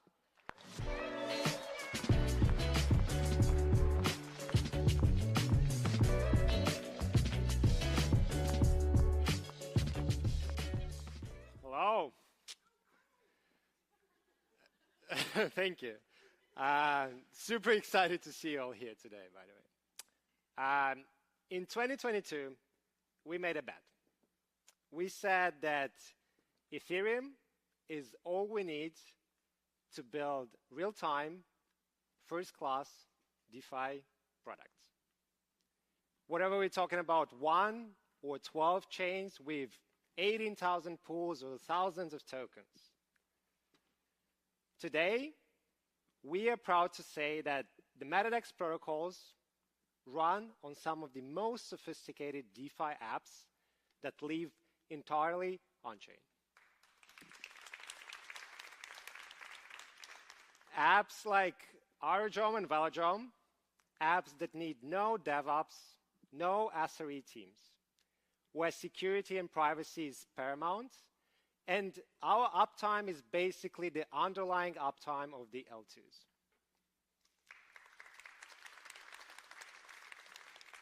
Now, if we factor in the infrastructure, development, monitoring, and operational costs, we are estimating over $2 million a year in savings just by building on-chain first.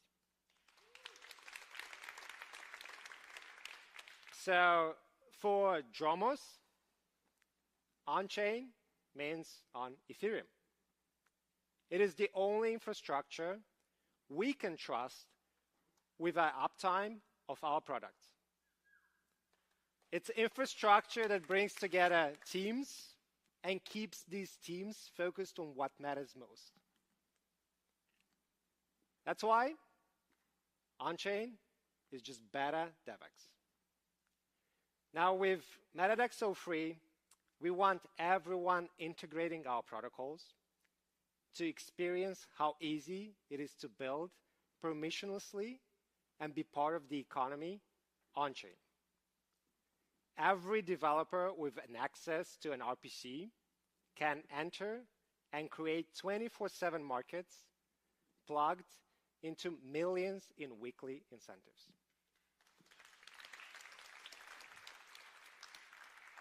For us, the economy on chain means real time at minimal costs and available at most critical times. Now, on chain is not just high availability. For the first time, AMMs are really efficient, not just thanks to concentration. And thank you, Moody and UnityFree team here, but also thanks to the efficiency of the interoperability. Let's take a closer look. Let's start all the way back where that active liquidity sits. The slipstream pool.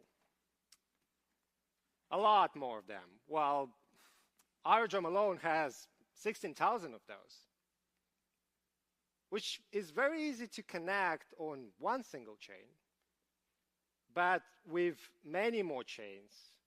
In fact, 30 plus alone are running an Optimism OP stack. We need a secure and private way to swap, ideally by tapping into all that cross-chain liquidity.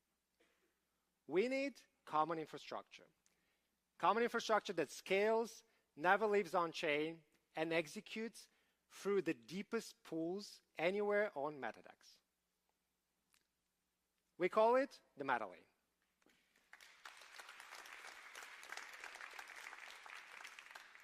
MetaLane is the interoperability layer that powers the MetaDex. MetaLane operates using generic messages. It's simple, cheap, and future-proof. A common way to deliver interchain communication and execution at the largest scale. As some of the earliest builders on Optimism Superchain, and by the way, thank you Hyperlane also, we are very excited for the next Ethereum release. In fact, we can't wait to see what Glamsterdam release will unlock. And with MetaLane, we are yet again betting it all on it. MetaLane is committed to have 100% vendor neutrality and fully support the Superchain and Ethereum interoperability layer priorities. Using generic messages, every slipstream pool connected to our routers is a pool connected and now aggregated by all the MetaDex routers. Quotes are fetched in real time, and the execution speed is directly bound to the underlying stablecoin transport speed. These messages carry the router instructions, the call data, and the breached swap value in stables. And by using stables, we protect the traveling value from any volatility while saving on the swap rates. To keep the swaps private and secure, sensitive details are kept separate and are sent interchain using an off-chain relayer. And as Alex already mentioned, this is well known as submarine sense. It's a simple commit reveal privacy scheme, and it showed to be very efficient against MEV attacks. We call the new cross-chain swaps, obviously, the meta swaps. And with all the upcoming native interoperability, meta swaps is one-of-a-kind solution to natively work without any dedicated liquidity or solvers networks.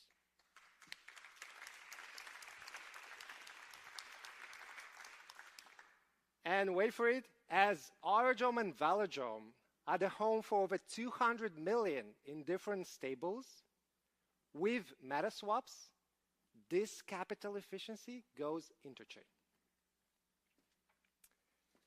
Thanks to MetaLane, it's also easy to connect and enable new stables from agnostic XERC20 solutions to specialized solutions brought by CCTP and CCIP.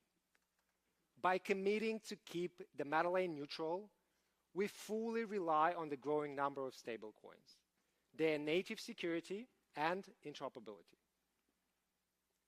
And speaking about capital efficiency and our MetaDex pools, together with our friends from Vending Machine, our research on the dynamic fees, volatility, MEV, which is largely inspired by the same paper that Alex mentioned from Paradigm, this has led us to what we call Slipstream v3. And for liquidity providers, Slipstream stays the best place to LP and be rewarded, now with MEV batteries included. And for partners routing through the MetaDex, we offer fee rebates and order flow payment similar to that of institutions like Citadel and Robinhood.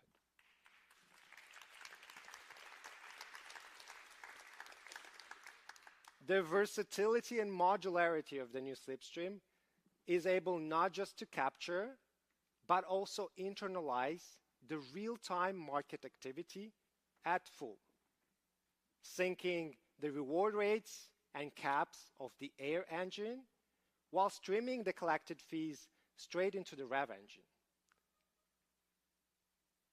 You know, we've designed, modeled, and backtested the MetaDex looking at a 10-plus year timeline. The on-chain SDKs, the permissionless and open pools behind the launch and ignition, the modular registry-based architecture, the new autopilot suite, all of these represent a new set of products ready for the next wave of integrations and contributions. New AMMs, new automations, more low-risk DeFi products. We honestly don't know what new DeFi will be bringing in the next years. So we put together the best we can today to make the MetaDex ready for that future. Now, who's best to discuss that future other than the same Aerodrome and Velodrome contributors? Those who already have been building on top of MetaDex 02 and MetaDex 03. So please welcome back our visionary CEO, Alex. And together with him, Nam from Hyperlane, Jean-Luc from Vending Machine, and Matthias from Wonderland.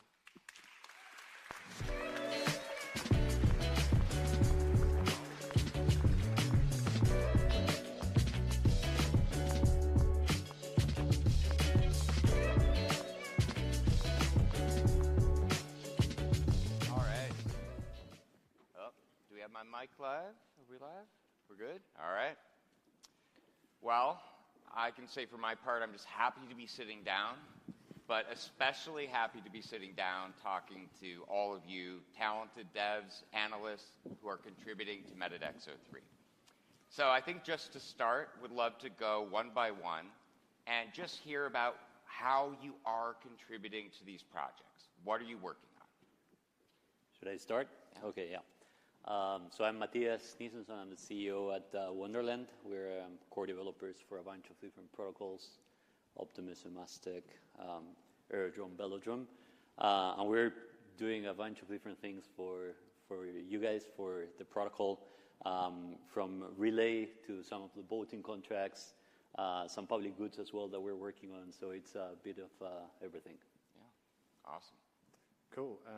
And yeah, my name is Jean-Luc. I'm the co-founder of Vending Machine. And similar to Matthias, we're working with both Aerodrome and Velodrome, mostly on crypto economic optimizations. So we do things from dynamic fee optimization to working on like sustainability of the economics like long-term for this future protocol. So yeah, we're super excited to get into the weeds. Yeah, my name is Nam. I'm a co-founder CTO of Hyperlane, which is an open interoperability framework and protocol to allow contracts on multiple chains to talk to each other.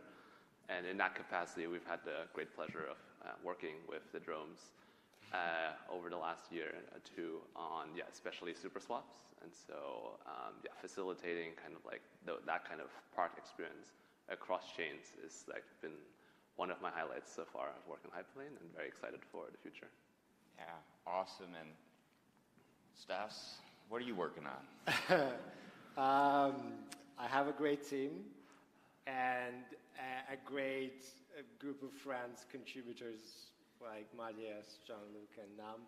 And my role is mainly to try to bring together our vision, shared by you as well, but also, just like making sure, like we're moving in the right direction all together at once. Lately, mostly focused on interoperability and UX, just building great products in DeFi. Yeah. Absolutely. Well, and speaking of great products, we did just have some major announcements, and you guys are the first ones up to be able to react to it. So what in MetaDex 03 are each of you most excited about? Same order? Whatever order you like. Awesome. To me, it's the fact that it's going to be everywhere, and just trying to conquer the whole market, and that kind of winning obsession is what brought me specifically to work with you all. So I think this roadmap shows that vision, and I think that's very, very exciting. Yeah. Yeah, for me, there's a lot to talk about, and I think the expansionary items are like really interesting and headline grabbing. But for us, I think something that's really interesting that cements Aerodrome is like a more, efficient DEX overall, are like the key elements that contribute to like trading efficiency. So things like the gauge caps, which resolve like the main criticism of inflation of the token. Things like the PGF and Fed, which are much more targeted now to like directly, dynamically move to the economy as it changes, I think are all things that are just making sure that we are cementing the position as the most sustainable DEX. So I think I bet I can guess yours. Yeah. probably not too hard, but I think really like super excited about meta swaps. I think MetaLane. I think again when we started working on Hyperlane 4 years ago, we very much thought of like, hey, this has to be the end stage, right? Like this kind of experience has to exist, and what are kind of the missing building blocks to kind of get there, and not just for the drones to get there, but really provide this kind of infrastructure that can be served for many builders, for kind of asset issuers, for everybody around. And so I think just seeing what we've been able to start with super swaps, which now forms kind of into MetaLane and meta swaps, is like, honestly, couldn't be more excited about that. Yeah. I'm curious to ask, why do you think we have not seen a single unified swapper, aggregator that works entirely cross-chain so far? What has been holding people back? Great question. I would say, I think the thing that I would say maybe we've painfully learned over the last 4 years is that there is, I think, a fair amount of just infrastructure and code that has been built. And, right, there's so many different modes of doing things cross-chain that I think abstracting that well enough away from the developer, right, I think proves to be, quite an undertaking. And that's why we've been working very much in this kind of open source framework approach, because we just believe it's not something that a single project can ever really do. And so it's really very glad to see kind of that, in our collaboration here, working on meta swaps, we can kind of take that and just help more and more folks not have to reinvent the wheel and build, things like interoperability fully in-house, but offer this as infrastructure to everybody. Yeah. Yeah, and maybe, Jean-Luc, I'm curious from your point of view. MetaDexes and the underlying economics up to now have gotten a fair amount of criticism, but you've been working on these problems for a long time. What has been their secret sauce when it comes to attracting and maintaining that massive 78% kind of market share? How does this work, and how is it going to get better in 03? Yeah, so we have a great team at Vending Machine that have been working on these problems for the last 6 months with Aero, and I really think the thing that's led Aero to get to this point so far has been that the emissions that reward LPs kind of price in that future speculation. And so you can get kind of, advantages for your LPs, which I think any DEX that succeeds really well is LP first optimized. And then, over time, the trading volume comes and kind of supports that fundamental. I think what is improving into the future, which we're really excited about, there's kind of like three main things which improve this LP efficiency, which I think a lot of people maybe don't fully understand yet, or I'd like to bring more light to. The first one of those is dynamic fees.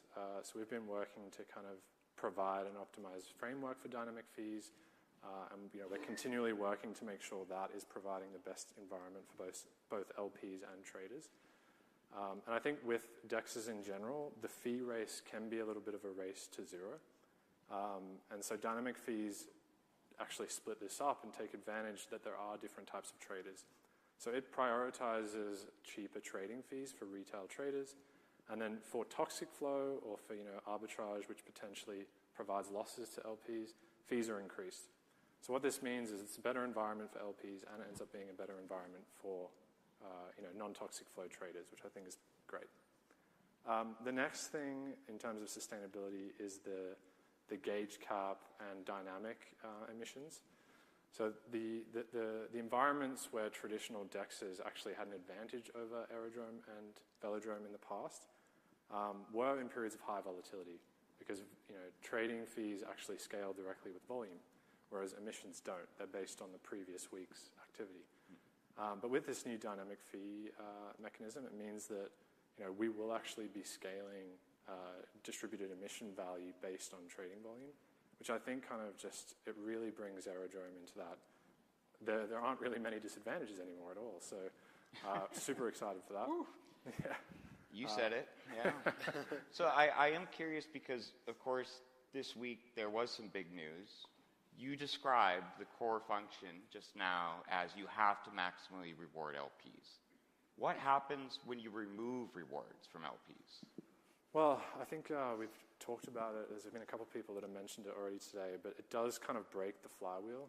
Obviously, flywheels are great because they can work in a positive direction, but they also have a negative direction. And so if you kind of, reduce fees, that can be a massive advantage if you're making it cheaper for traders. If you can attract more volume that then compensates for that reduction in fee rate per volume, perfect. But if you reduce the fees to LPs while maintaining the cost to traders the same, that can be a major issue. You then lose the amount of LP capital you have, which worsens your trade efficiency, which worsens your revenue. And so the flywheel works in reverse. Yeah, it goes both ways. So, Matti, I am so curious because before we all started working together, I only knew you guys by reputation as one of the leading devcos, in this broader Ethereum ecosystem. And what I knew about you guys was that you are very selective about who you work with. Really, I think you choose the people you work with and not the other way around. So how did you come to choose to work on the MetaDex? That's a good question. And I think to answer this question, I need to give a bit of context on how the model works. But basically, we only do long-term partnerships, right? So we would never do a short-term engagement. We do 4 or 5 year partnerships, which in crypto is like a lifetime, right? So it's a bit of a marriage. In that sense, we need to pick the right partners because we are, again, we're going to marry each other. We only profit. So basically with the partners that we have, with all these protocols and company that we pick, we have some sort of ownership on these protocols. That can be a percentage of the token supply over 4 years. That can be revenue share like we have with Aerodrome, Velodrome. It's either one of those two. If we don't pick our partners right, then we're not going to make profit over this 4 or 5 years. So that's why we have a research team. We actually have 75 people now, core developers, working with all of these protocols, including, as I said, Optimus, Emastic, the Ethereum Foundation, Aerodrome, Velodrome, Oxbow. And so some of these people are kind of just working on a list of targets of protocols that we want to work with, because it's so important to get the right partners. It's like the key. And so now to answer your question, to us, there were a couple things, but I'm not going to talk about the technical part because we have technical people here. It's more about the attitude, what I mentioned before. I feel you guys are obsessed with winning, which is what you need. And I also think that you won every match you played until this point. So you deploy it in a couple networks, you killed it in that couple networks, right? Yeah. So that's what got us interested in working with you guys. Yeah, and I love what you described because you're fundamentally describing incentive alignment, right? 100%. You want incentive alignment with the projects you choose. And one of the most interesting things is, like, I'm sure that you guys have experienced typically that incentive alignment might come through the allocation, right, of a liquid token. But in the aerodrome system, right, in being allocated a voting position, you're essentially an equal participant now, right? Being rewarded the same way the team does, the same way the community does. And that is something we'll be talking about more today. But this is an example of the way in which that contribution can scale, right? Purely through the utility of the token. Not only that, but we have been buying locked positions Whoa. week by week since we started working with you guys. That's, I mean, I can't imagine a higher compliment. So, Stas, I think one of the remarkable things about you is that you have an eye for talent, right? So, in many ways, you have helped to bring together this network of contribution. How do you think about scaling contribution to the Metadex, to Aerodrome over time? I mean, it's not that of a complicated answer. It's really, we love seeing teams, like that are led by people like Mati and Nam and Jean-Luc, where they want to focus on things that they love, they are great at it, and they just need the necessary support and context to, do the best they can. And I think that's ultimately, like the foundation that we are laying through how we operate and how just the economics of the protocols are operating to enable the best talent to stay focused really on what they care, like the most. And everything else is basically secondary and easier to solve by obviously other people like us who understand, like how we can bring this all together. Yeah. So in that regard, I think, it sounds easy, but I guess it does take a bit of extra work, to get there. Yeah. And all of the devs asked me to be sure to ask Stas's question. So I want to know, what is the story behind Sugar, the technology that powers this entire decentralized dApp that we talked about earlier? Oh, man. We need to go back to the early days of Velodrome and, imagine a situation where we are a young team, we didn't have money. The Velodrome is... We didn't raise. We did. We got a grant thanks to Optimism, thank you guys, which really allowed us to pick up what is really important and ship that.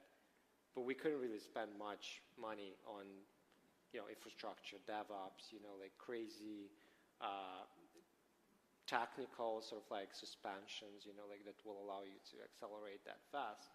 So we had to go back and invest time in, from the first principle, what actually, can allow us to grow, reduce costs, bring the team back to, as I said, what really matters most, building on-chain products.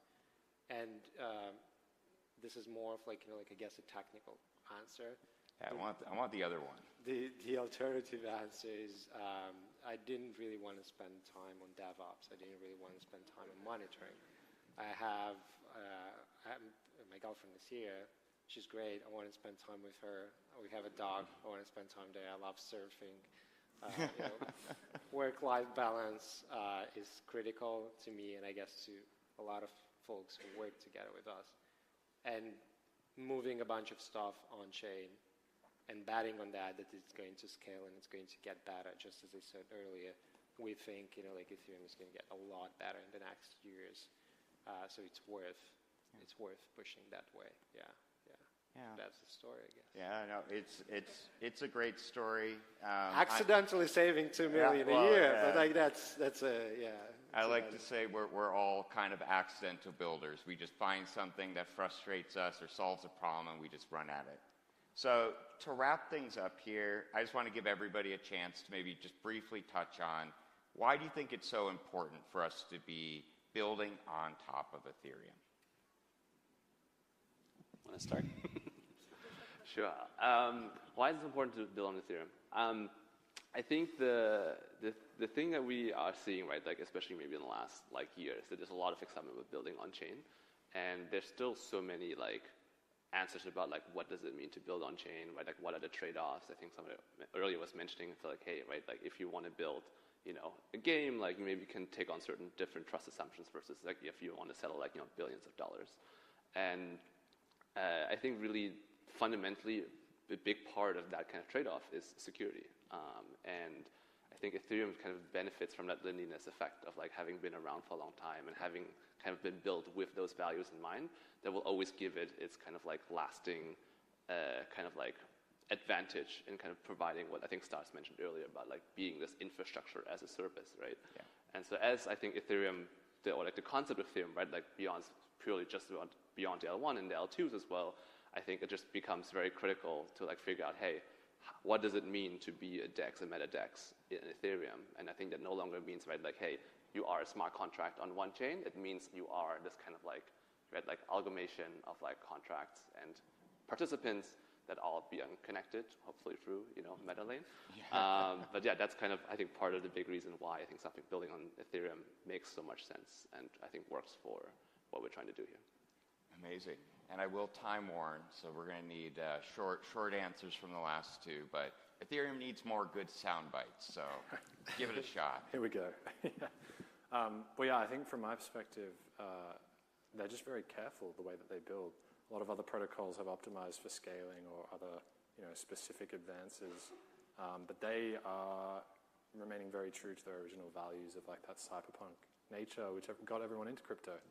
So I think maintaining that in the long term will actually come out to be an advantage.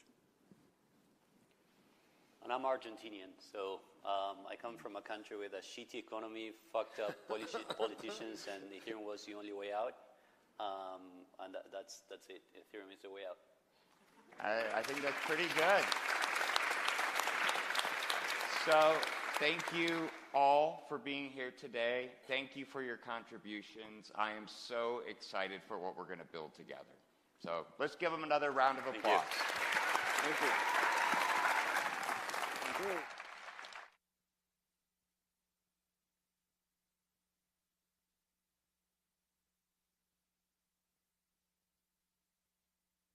But before we do, thank you. We talked a lot today, this morning, about what MetaDex 03 enables. And right after lunch, I'm going to invite up Luis, the executive director of the Aerodrome and Velodrome Foundations, to tell you what they plan to do with it. And trust me, you do not want to miss this. And we will have some very special guests, as you might have seen in the agenda. So let's go get some lunch, and we'll see you back here promptly at 2:30.